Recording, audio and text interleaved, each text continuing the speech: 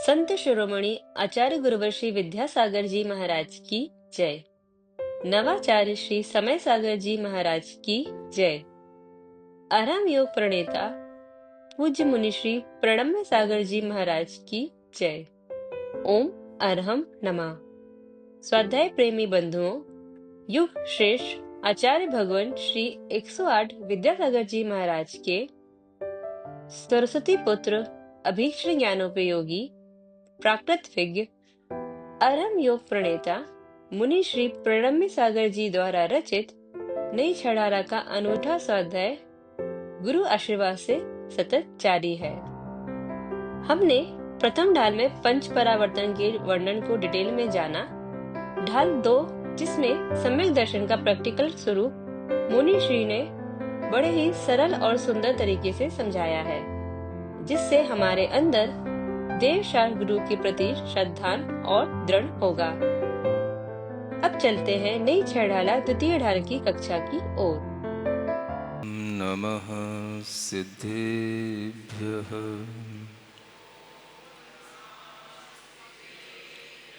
ओम नमः सिद्धेभ्यः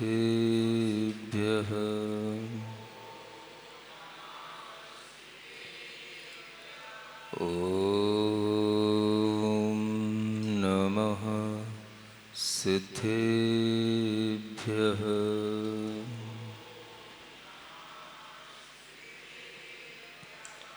तीन लोक में चार हैं, मंगल शरण व श्रेष्ठ, अरहत सिद्ध व साधुगण, धर्म जैन जग ज्येष्ठ।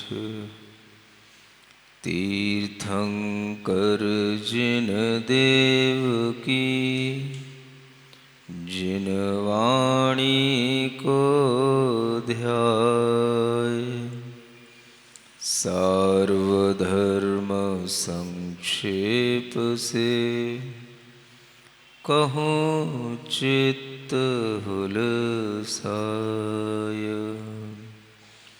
देवादिदेव आदिम तीर्थंकर श्री आदिनाथ भगवान की, वर्तमान शासन नायक श्री वर्धमान महावीर भगवान की, परम पूज्य आचार्य गुरुवर श्री विद्यासागर जी महाराज। जब वह दरिद्रा ऐसी स्थिति में आ गई कि उसके माता पिता मर गए, घर में कोई उसका पालन पोषण करने वाला नहीं, खाने पीने के लिए उसके पास में नहीं, जैसे प्लेटफॉर्मों पर यहां पर लोग पड़े रहते हैं, ऐसे पड़े पड़े हुए किसी भी तरीके से अपना जीवन गुजारने लग गई। सुनते हो, एक दिन दो मुनि महाराज वहां से निकलते हैं और उस दरिद्रा को देख करके उन दोनों मुनि महाराजों के लिए देखने को मिलता है कि देखो कितनी गरीब है कि ये सड़क पर पड़े हुए दाने बीन बीन करके अपना पेट भर रही है। जैसे कभी कबूतरों के लिए दाने डाल देते हैं, कबूतर जैसे चुगते हैं, ऐसे दाने बीन बीन करके अपना पेट भर रही। दोनों मुनि महाराज सामने से निकलते हैं। रिद्धिधारी मुनि महाराज थे, एक का नाम नंदन था और दूसरे का नाम अभिनंदन था। सुन रहे हो? नंदन बड़े थे, अभिनंदन छोटे थे। अभिनंदन मुनि महाराज ने कहा, देखो कितनी दरिद्र है ये, इसके पास खाने को भी नहीं है, दाने भी इसके कैसे जमीन पे पड़े हुए दाने, कच्चे दाने उठा उठा करके कहीं से भी बीन बीन करके अपना पेट भर रही है। तो वो बड़े मुनि महाराज नंदन महाराज कहते हैं, महाराज समय सबका एक जैसा नहीं होता।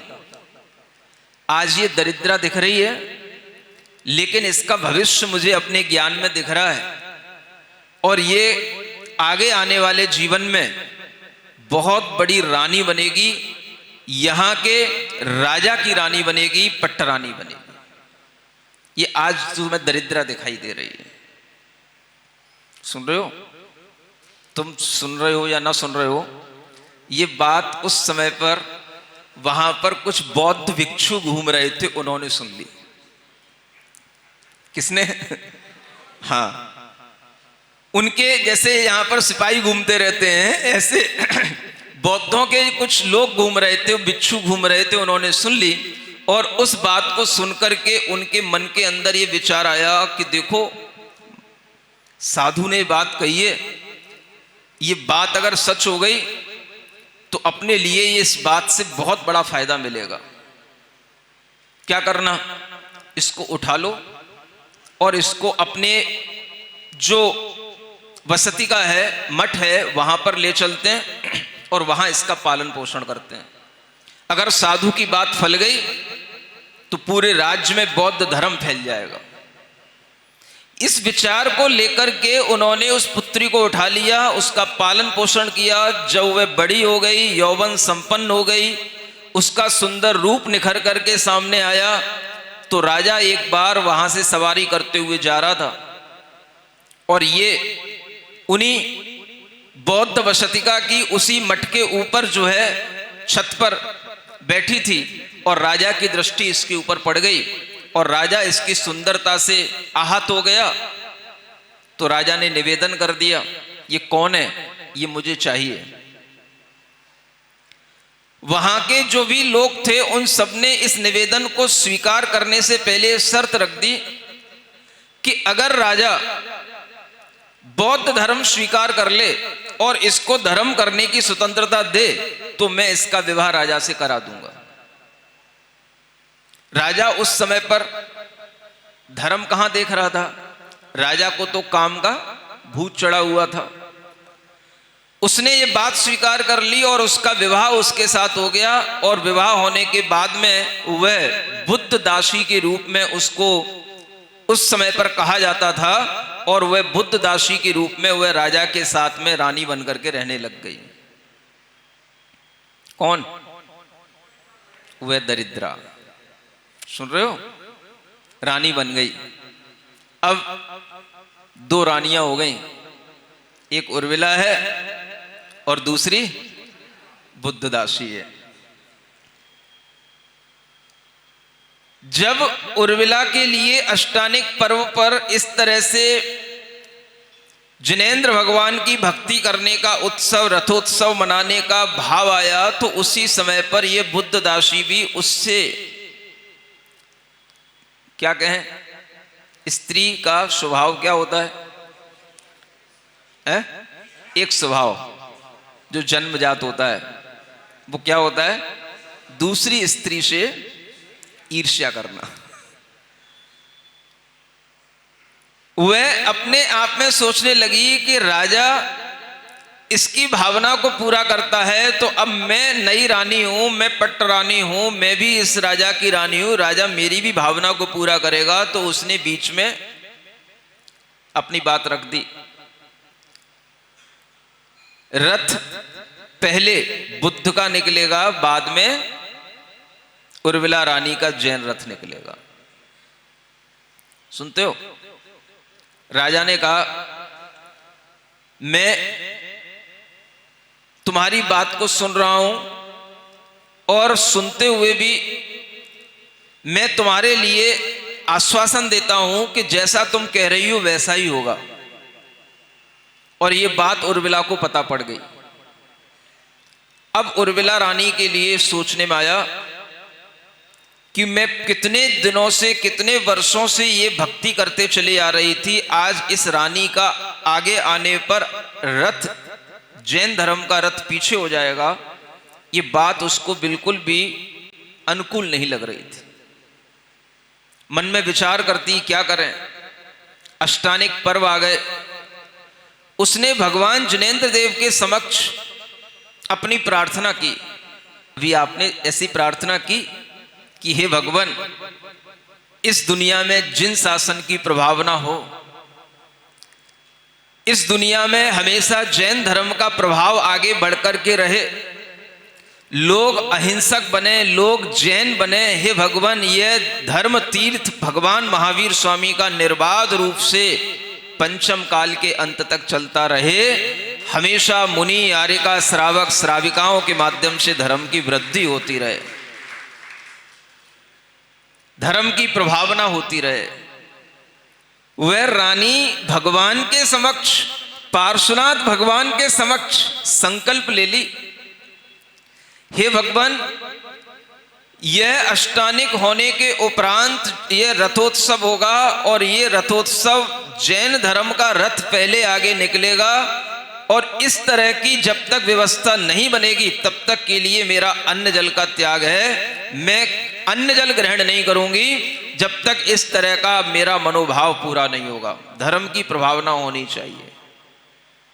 सबसे बड़ा भाव, सम्यक दर्शन के 8 अंगों में सबसे बड़ा अंग धर्म प्रभावना का अंग। अगर आपसे अकेले धर्म प्रभावना करते नहीं बनती, जहां पर धर्म की प्रभावना होने का कार्य हो रहा हो, स्थान हो, वहां पर आप अगर शामिल भी हो जाते हैं तो भी आपके हाथ में एक झंडा होता है, हम भी धर्म प्रभावना करने वाले हैं। उर्मिला रानी को रथ चलाना है, पूरा नगर तैयार है, लेकिन रथ चले तब तो नगर के वासी उसमें शामिल हो। वह उर्मिला रानी भगवान के पास संकल्प लेकर के अपने मन में विचार करने लगी कि मेरे धर्म की रक्षा कौन करेगा, मेरे संकल्प की रक्षा कौन करेगा। उसे पता पड़ा कि इसी मथुरा में दूर एक गुफा में मुनि महाराज रहते हैं, मैं उन्हीं के पास जाती हूं। सुन रहे हो? कहां जाना है? धर्म की रक्षा करने का संकल्प अगर आएगा और धर्म रक्षा के भाव आएंगे तो किसके पास जाना पड़ेगा? भगवान के पास निवेदन करने के बाद में भाव अभिव्यक्त कहां करना पड़ेगा? ढूंढना किसको पड़ेगा? ये सीखो उर्मिला रानी से। मैं कह रहा हूं इन 8 अंगों के जो ये 8 चरित्र हैं, इनका अगर हम चिंतन करेंगे तो हमारे अंदर धर्म भाव आएगा, नहीं तो खाते पीते पूरा जीवन निकल जाएगा, कुछ नहीं आएगा। वह भगवान पार्श्वनाथ के चरणों में निवेदन करके संकल्प लेकर के मुनि महाराज के पास गई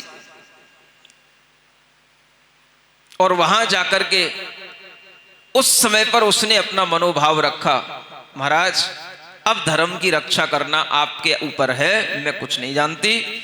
यह धर्म का रथ पहले सदियों से चलता आया है, आज भी अष्टानिका के इस पूर्ण दिन पर जब इसकी पूर्णता होगी तो उस समय पर यह रथ, जैन धर्म का रथ पहले चलना चाहिए। मैं आपके चरणों में निवेदन करके, इतनी विनती करके मैं जा रही हूं। संयोग की बात, वह मुनि महाराज जिस घराने से आए थे वो विद्याधरों के घराने थे। सुन रहे हो? विद्याधर राजा लोग, ये सभी दिवाकर आदि विद्याधर अपनी सेनाओं के साथ मुनि महाराज के दर्शन करने अक्सर आते रहते थे।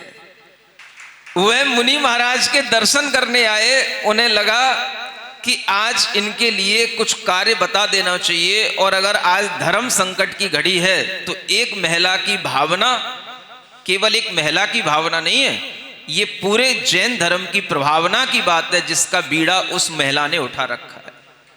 महिलाएं अगर कभी कभी ईर्ष्यालु भी होती हैं तो धर्म की प्रभावना करने वाली भी होती हैं। सुन रहे हो? और इन 8 अंगों में देखोगे तो कई महिलाओं के नाम आपको मिलेंगे। इसलिए ये मत कहना कि आचार्य या धर्म तीर्थ को चलाने वाले लोग पक्षपात करते हैं। सबसे ज्यादा नाम महिलाओं के भी आपको इन 8 अंगों में मिलेंगे। समझ आ रहा है? एक अनंतमती का नाम पहले आया, रेवती रानी का नाम आया, और फिर यह उर्मिला रानी का नाम सामने आ रहा है। सुन रहे हो? यह उर्मिला रानी का नाम भले ही इतिहास के पन्नों में दबा हुआ था, उजागर नहीं था, लेकिन जब से ये अष्टानिक पर्वों में महामय नंदीश्वर की पूजाएं होने लगी, तब से उर्मिला रानी ये नंदीश्वर की प्रमुख नायिका के रूप में, महारानी के रूप में उभर करके आ गई, और इसी उर्मिला रानी के आगे रख करके ये महामय नंदीश्वर की पूजाएं की जाती हैं। यही नंदीश्वर अष्टानेक पर्व मनाने का प्राचीन ढंग है जो आप लोगों ने सब खो दिया, बिगाड़ दिया। यही प्राचीन पद्धति है जो पुराण पुरुष भी इसी तरह से अष्टानेक पर्व मनाते आए। नंदीश्वर को, उन पर्वों को नंदीश्वर पर्व कहा जाता है। नंदीश्वर के जिनालयों की पूजा करने के लिए ये पर्व होते हैं, और उसको भूल करके न जाने लोग क्या क्या करने लग गए। समझ आ रहा है? उर्मिला रानी का भाव 8 दिन तक भगवान की पूजा करने का रहा। खूब प्रभावना के साथ अनेक लोगों के साथ उसने अपने जिनालय में भगवान की खूब आराधना की, और उसके बाद में रथोत्सव निकलने का जब समय आया तो उस समय पर उसके सामने यह अंतराय आया, लेकिन उसने अपना निवेदन भगवान के सामने भी किया और गुरु उपस्थित थे तो उनके सामने भी किया।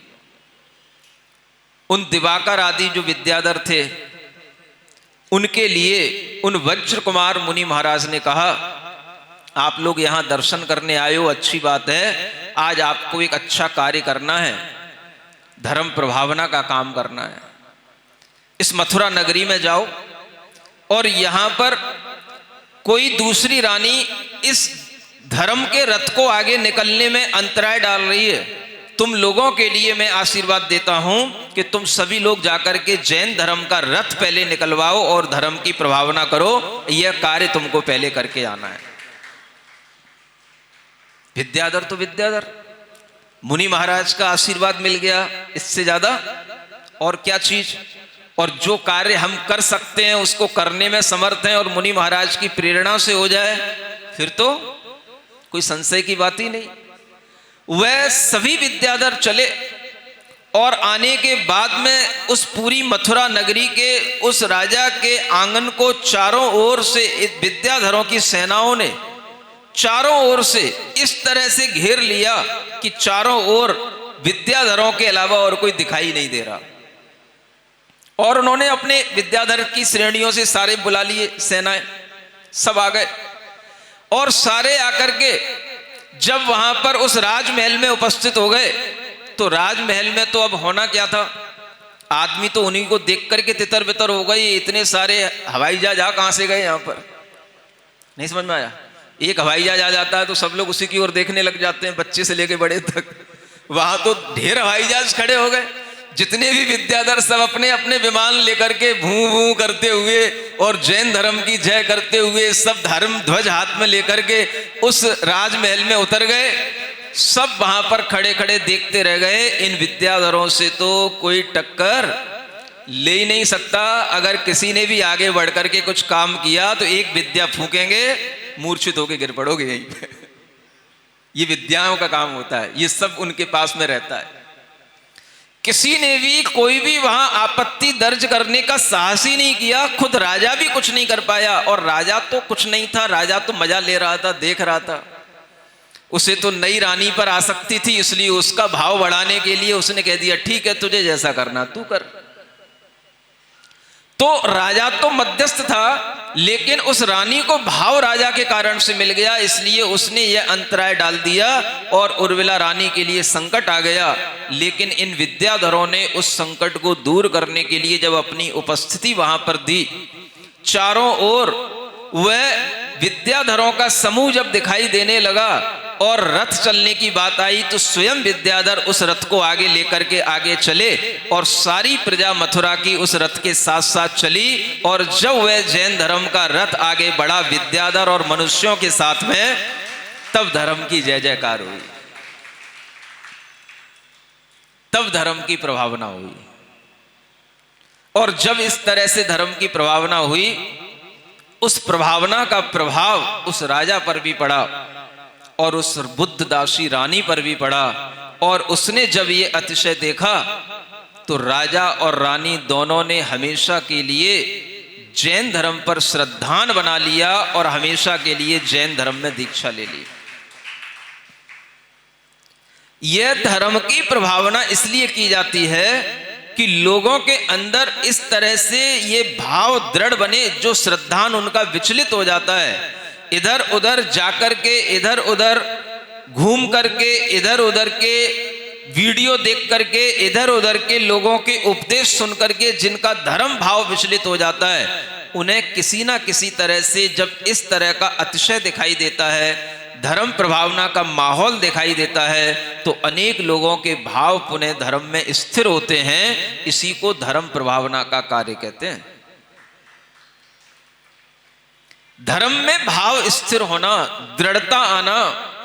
आप लोगों के मन में भी अनेक तरह के विचलन हैं, अनेक तरह की मलिनताएं हैं, अनेक तरह के आप लोगों के मन में भी इन बाबा के पास, उन बाबा के पास, इन भगवान के पास, उन देवी के पास, उन देवता के पास, ये जो आपके अंदर विचलन रहती है, जब आप इस तरह के कभी उपदेश सुनते हैं तो आपके मन में भी कहीं ना कहीं परिवर्तन आता है। और ये जो परिवर्तन आता है, इसी का नाम धर्म प्रभावना कहलाता है। यह कार्य वज्र कुमार मुनि महाराज के द्वारा किया गया। आचार्य समंतभद्र महाराज ने वज्र कुमार मुनि का नाम लिया, लेकिन जब इस कहानी को मैंने गहराई से पढ़ा तो मुझे लगा कि इसमें उर्मिला रानी का भी बहुत बड़ा योगदान है, क्योंकि उसके संकल्प के बिना तो मुनि महाराज भी क्या करते।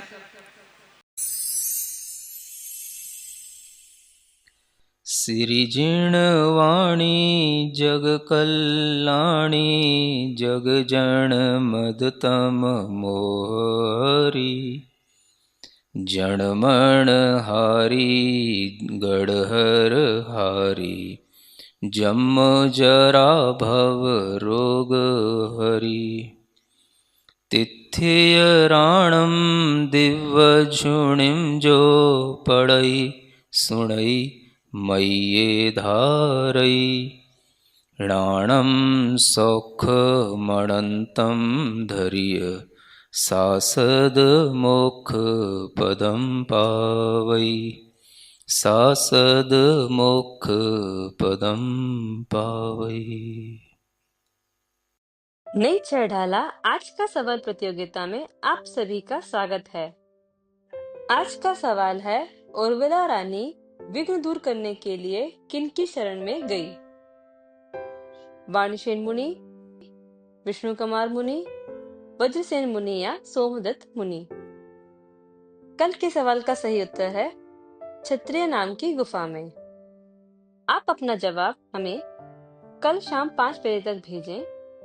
3 भाग्यशाली विजेताओं को मिलेंगे आकर्षक उपहार। अपना जवाब भेजने के लिए लिंक पर जाएं या QR कोड स्कैन करें। ओम अरहम नमः।